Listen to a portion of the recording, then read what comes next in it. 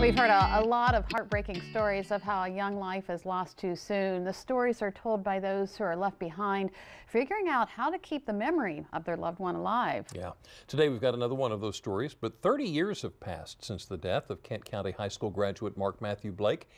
In those 30 years, other Kent County graduates have been awarded thousands of dollars in scholarships in his memory. We would like to introduce you this afternoon to Mark's sister, Angela Blake. She is here to tell us about an amazing project that she's taking on to raise money for the scholarship. Thank you so much for joining us this afternoon. Thank you for having me. It's very kind. Okay, we want to talk about your project. Yes.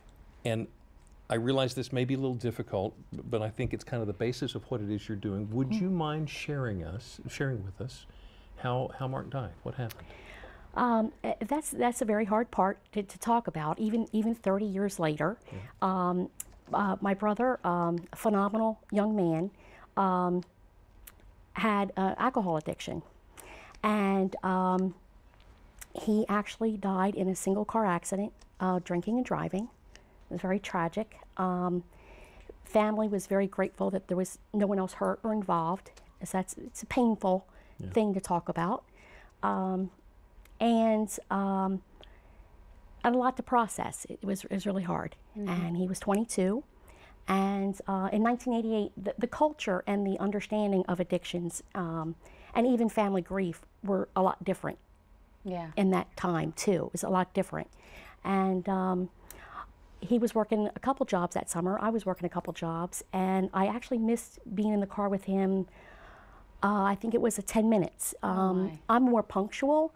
He was a little bit running behind late, and I know why now, but I had gotten, I need to go, we need to be on duty in 5 minutes here at the restaurant, and so I went up ahead of him, and I was there at the restaurant for about 20 or 30 minutes, and I tried to call, couldn't get a hold of him, this, that, and the other, and I had a sickening feeling in my stomach, and I said to the owner of the restaurant at that time, I said, I think I'm checking out, I'm backtracking, something's happened.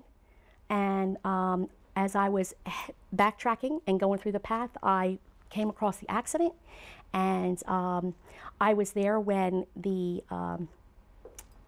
state troopers were there, the medical team and everything. Yeah. Tell us a little bit about Mark, the person.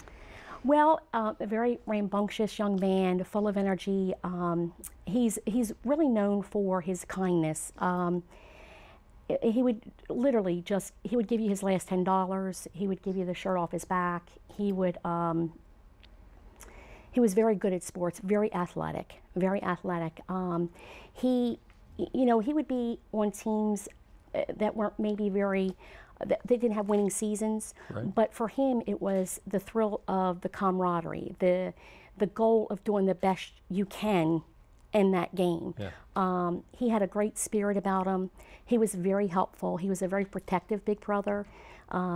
He had 3 sisters, so he was definitely henpecked. He was definitely henpecked, and he would tell you that, but we had to kind of henpeck him to keep him on track the best we could.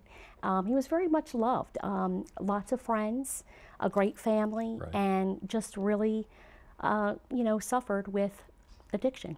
We're very sorry for your loss, but that brings us to a year later when your family started the Mark Blake Scholarship. Yes. Tell us about that.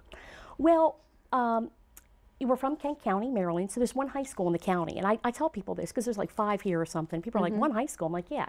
So our high school really bonds us, not only as students, it's our community, it's a piece of us. And about several months after it, into a year, we decided to honor his memory, being a football player there, working on the radio station there, being a part of the school, its community, the wrestling team, with a memorial scholarship. And it's just a modest scholarship. $500 goes to a student from Kent County High School every year in his memory, and help with books or materials or whatever. And we've been doing it, this is the 29th year. So tell me, what is 100 miles for Mark? Well, it's an exciting thing. 3 years ago, later this week, I came down with an illness, and the initial diagnosis and prognosis was wheelchair. There was no cure, there was nothing to do for me. and I went to Hopkins. They said, yes, that's likely the diagnosis. We don't know what to do. You can retrain your brain. Well, I didn't know how to drive or do anything. I had to walk, talk, use the computer, the whole nine.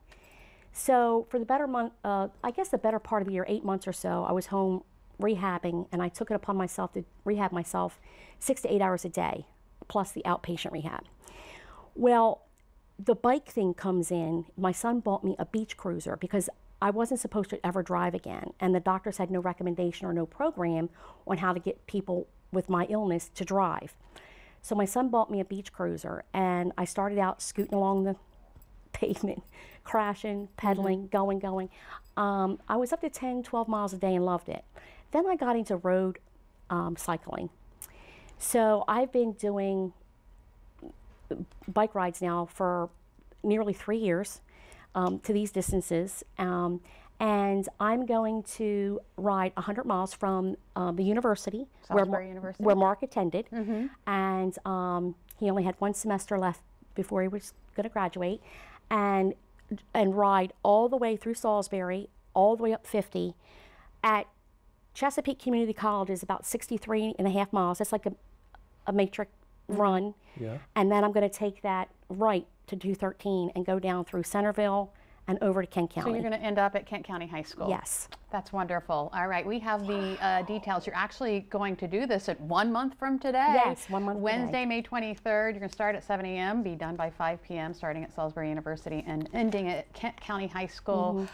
Good luck with that. And of course, you're looking for sponsors and to help raise money for this the scholarship fund. And we're going to have info on our website, delmarvalife.com. Also wanted to mention real quick, you've got a phone number here that we'll have on delmarvalife.com.